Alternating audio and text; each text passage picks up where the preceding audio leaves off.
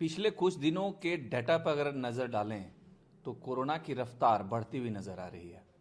झारखंड में as of now active patient की संख्या 477 हो चुकी है। क्या यह माना जाए कि झारखंड में ओमिक्रॉन एंटर कर चुका है? स्प्रेड का नेचर तो यही बता रहा है।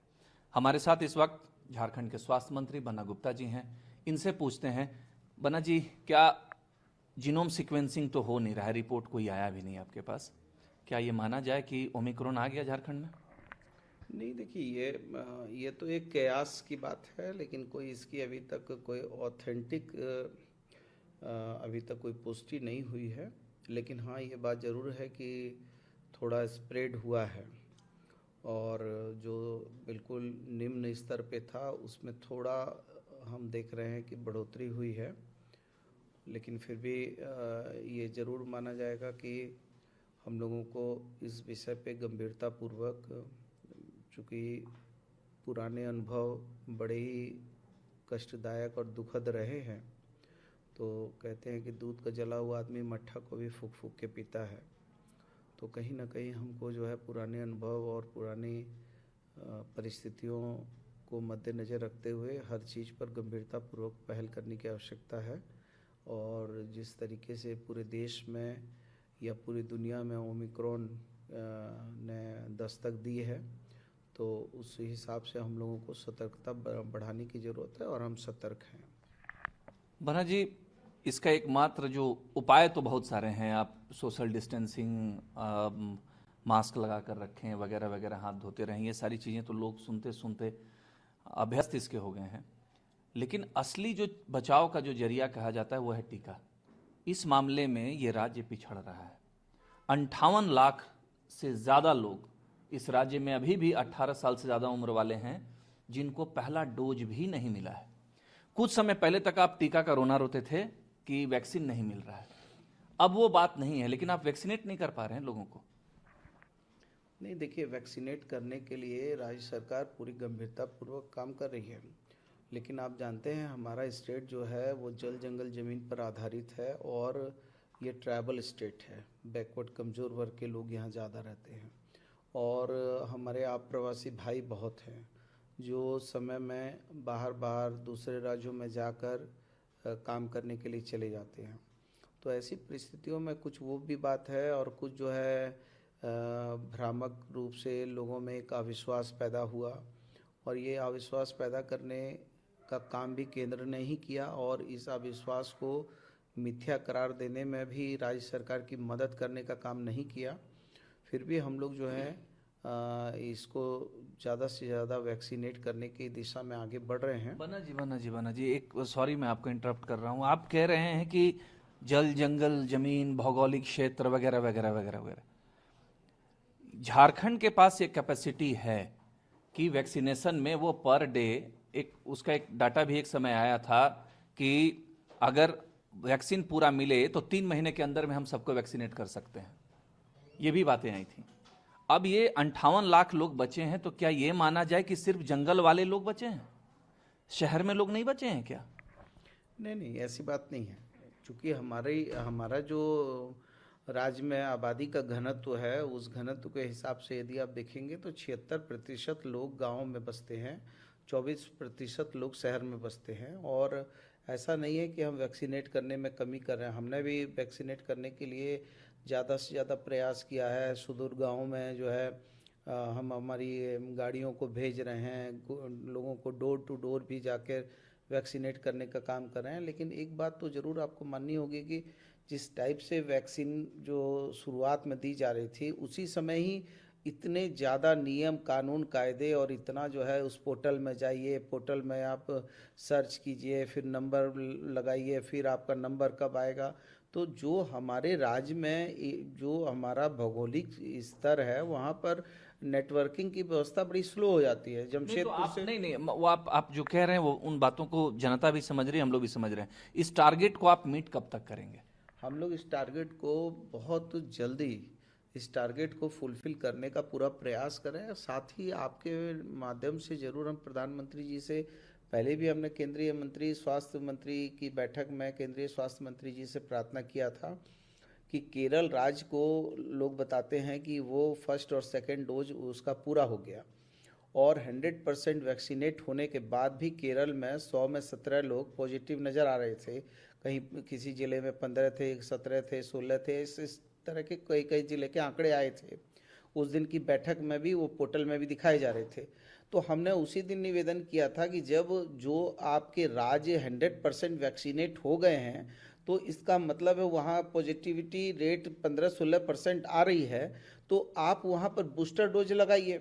लेकिन मुझे इस बात की बड़ा चिंता और दुख होता है कि देश के प्रधानमंत्री कहिए या भारत की सरकार इस कोविड-19 को अभी तक मुझे लगता है कि ये एक महामारी और ये एक नरसंहार नहीं मान रहे हैं। ये मान रहे हैं कि ये एक राजनीति के अवसर वाली एक बीमारी आई है जिससे राजनीतिक लाभ लिया जाए। नहीं, एक मिनट, उससे 60 वर्ष के ऊपर के लोगों को बूस्टर डोज, फिर 15 से 18 के बच्चों को वैक्सीन देने की बात, ये कहाँ से आ रही है बात? यदि आपको बूस्टर डोज देना है तो जो लोग फर्स्ट और सेकंड डोज, चाहे हमारे राज्य में हो, चाहे केरल में हो, चाहे बिहार में हो, बंगाल में हो, बूस्टर डोज जब देने की बात है तो क्या उम्र पूछ के बीमारी आ रही है? ये तो बीमारी, अभी जो बीमारी बताई जा रही है, ये तो बच्चे और अल्पवयस्कों पर ज्यादा इसका बन्ना जी, ये तय प्रधानमंत्री नहीं करते हैं, डॉक्टरों की एक टीम करती है। आपको आपके राज्य में सबसे ज्यादा जरूरी है कि दोनों डोज लोगों को मिले। बूस्टर डोज की तो बात बहुत दूर की है। इन्हीं में मुझे आप एक चीज बताइए कि जैसा कि मैंने कहा कि अभी आप कह रहे हैं स्पेकुलेशन की बात है कि ओमिक्रॉन एंटर कर गया, नहीं, जीनोम सीक्वेंसिंग लैब आपके यहां होता तो आज आप दावे के साथ कह देते जो ट्रेंड बता रहा है। आप जीनोम सीक्वेंसिंग के लिए एक लैब स्थापित नहीं कर पाए।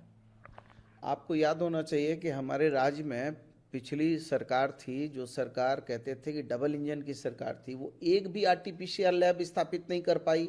हमने इस राज्य में 8 आरटीपीसीआर लैब स्थापित कर दिए, 8 अभी ऑनलाइन हैं। आज तक लोगों ने सुना नहीं, सोचा नहीं कि कोबास मशीन 6800 हमने लगा दिया। पिछली सरकार में आरटीपीसीआर मशीन की जरूरत क्यों?